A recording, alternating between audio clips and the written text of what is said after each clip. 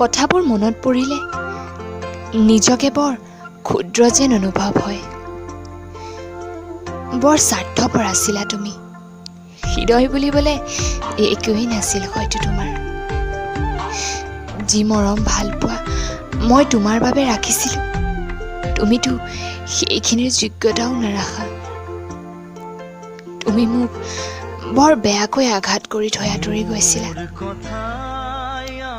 যি আঘাতে আজিও মোৰ দুচকু সেমেকাই তোলে। জীৱনৰ সেই সময়কণতে তুমি বিশ্বাসঘাতকতা কৰি আঁতৰি গৈছিলা, যিখিনি সময়ত মোক তোমাৰ বহুত বেছি প্ৰয়োজন আছিল। তেতিয়া যদি তোমাৰ অলপো বেয়া নালাগিল,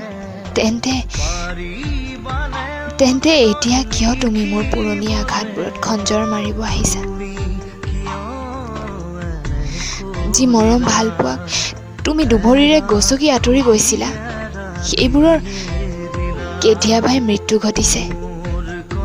তেতিয়াৰ সেই মইজনীৰো কেতিয়াবাই মৃত্যু ঘটিছে। এতিয়া মোৰ নতুন জীৱনৰ আৰম্ভ হৈছে। মই সকলোবোৰ নতুনকৈ আৰম্ভ কৰিছোঁ।